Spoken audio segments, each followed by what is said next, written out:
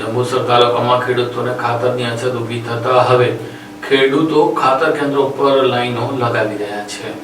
ભરૂચ જિલ્લાના જંબુસરમાં ખેડૂતોને યુરિયા ખાતર ન મળવાને કારણે લાંબી લાઈનો લાગી હોવાના અહેવાલો બાદ આખરે વહીવટી તંત્ર દોડતું થયું છે। ખાતરની અછતની ગંભીરતાને ધ્યાનમાં લઈને સ્થાનિક રાજકીય અગ્રણીઓ અને જિલ્લા કલેક્ટર સમક્ષ રજૂઆતો કરવામાં આવી હતી। આ સમગ્ર મામલે ભરૂચના નાયબ ખેતી નિયામકે સ્થિતિ સ્પષ્ટ કરી છે અને જંબુસર માટે વડોદરાના રણોલીથી ખાતર મોકલવાની તૈયારી કરી હોવાનું જણાવ્યું છે। કલેક્ટરને પણ લેખિતમાં આપવામાં આવ્યું છે કે સ્ટોક હોવા છતાં ખેડૂતોને યુરિયા કેમ નથી આપવામાં આવી રહ્યું, ત્યારે હકીકત સ્પષ્ટ કરી દઉં કે જે સ્ટોક ઉપલબ્ધ છે તે ગવર્મેન્ટ બફર સ્ટોક છે। સમગ્ર જિલ્લામાં હાલ 2880 મેટ્રિક ટન જેટલો સરકારી સ્ટોક છે। આ સ્ટોક સામાન્ય રીતે વાવેતર બાદ અથવા જ્યારે ખેડૂતોનો પાક ઉભો હોય અને યુરિયા ન મળવાને કારણે પાક સુકાઈ જવાની ભીતિ હોય તેવી કટોકટીની સ્થિતિમાં જ રિલીઝ કરવામાં આવતો હોય છે। હાલ હજુ કોઈ વાવેતર થયું નથી, પરંતુ ખેડૂતોમાં એક ડર છે કે આગામી સમયમાં કદાચ યુરિયા નહીં મળે, તેથી તેઓ અગાઉથી ખરીદી કરીને સ્ટોરેજ કરી રહ્યા છે। ભરૂચ જિલ્લાના કુલ એલોકેશનમાંથી જંબુસરનું એલોકેશન બાદ કરીને તે ખાતર બરોડાના રણોલી રેક પોઈન્ટ પરથી સીધું જંબુસર ટ્રાન્સપોર્ટ થાય તેવી વ્યવસ્થા ગોઠવવામાં આવી છે। સરકાર કક્ષાએ પત્ર લખ્યું છે। હાલમાં ઇફકો કંપનીની 500 મેટ્રિક ટન યુરિયાની રેક આવેલી છે, જેમાંથી આશરે 100 મેટ્રિક ટન જેટલું યુરિયા હાલ જંબુસર ખાતે પહોંચાડવામાં આવી રહ્યું છે।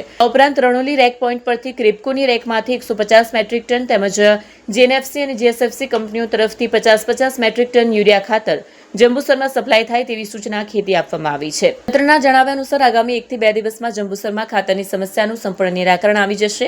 હાલ પરિસ્થિતિ નિયંત્રણ હેઠળ છે, ત્યારે આગામી સમયમાં ખરેખર ખેડૂતોને રાહત થાય છે કે કેમ તે જોવું રહ્યું। હા, મારું નામ રમણભાઈ નરોત્તમ આસનવડ।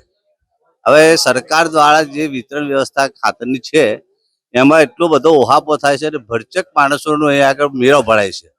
અહીંયા ગુડનું વિતરણ 7 ગુડનું થાય છે, તેમાં અડધા ખેડૂતો રહી જાય અને પાછા જાય છે।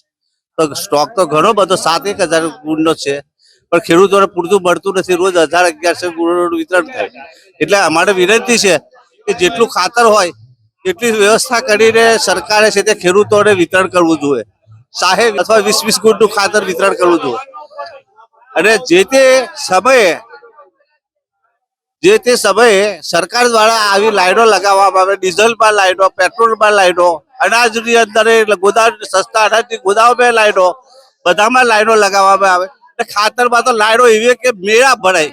આ તો કઈ સરકારની રીત છે? એટલે સરકારે વ્યવસ્થા ગોઠવવી પડશે કે ભાઈ જેટલા ખેડૂતો અહીંયા આવ્યા છે તેને લાઈનમાં આધાર કાર્ડ આપે છે, નકલ આપે છે, પ્રિન્ટ પણ લેવાય છે અંગૂઠાની। તો પ્રિન્ટની શું જરૂર છે? આધાર કાર્ડ અને 8 નકલો આપે તો પ્રિન્ટની પણ શું જરૂર છે? એટલે એ બંધ થવું જોઈએ। આધાર કાર્ડને એની પણ લોકોને વિતરણ થવું જોઈએ।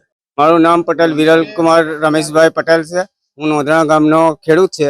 મારી 75 એકર જમીન છે અને હું 3 દિવસથી છેલ્લે ધક્કા ખાઉં છે। અહીંયા કોઈ યુરિયા નંબર આવે છે અને પછી એવું કહી દે છે આ લોકો કે બેગ પતી ગઈ છે, આટલી જ છે સ્ટોક। ખરેખર સ્ટોક અંદર ગોડાઉનમાં ઘણો બધો છે, પણ આ લોકો આપવા ઈચ્છતા નથી।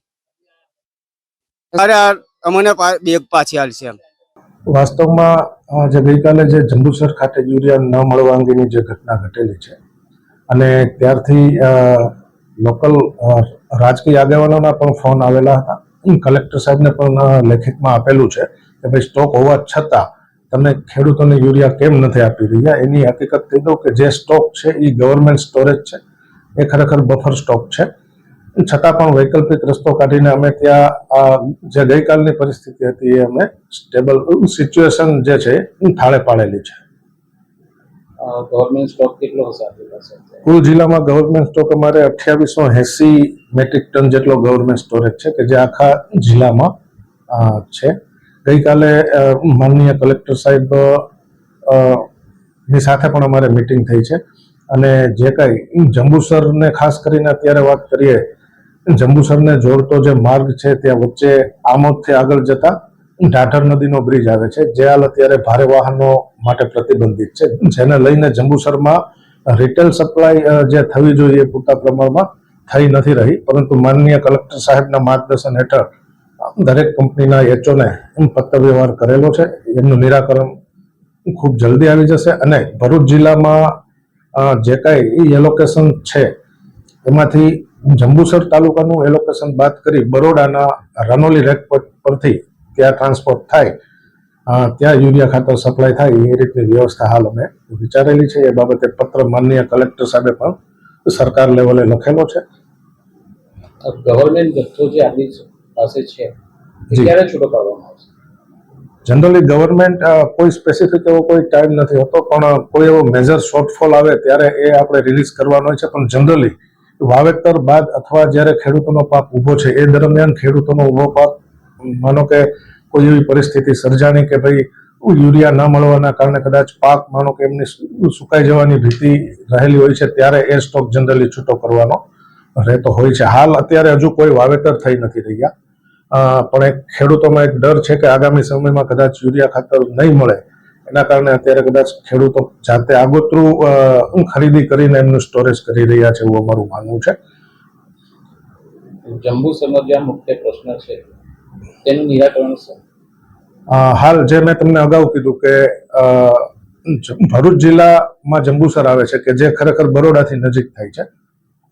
તો બરોડા અત્યારે મેં જે વાત કરી કે ઢાઢર નદીનો બ્રિજ જે અત્યારે બંધ છે, ત્યાંથી ભારે વાહનો પસાર થઈ શકતા નથી. એટલે જે કંપનીઝ છે જીએનએફસી, જીએસસી, ઇફકો, ક્રુપકો, એમના કોન્ટ્રાક્ટરો એવું કહે છે કે ભાઈ અમને આ લોંગ ડિસ્ટન્સ થાય છે, ત્યાંથી અમે વાયા બરોડા પાદરા થઈને અમે સપ્લાય નહીં કરી, કારણ કે અમારું પોસ્ટિંગમાં એ બેસતું નથી.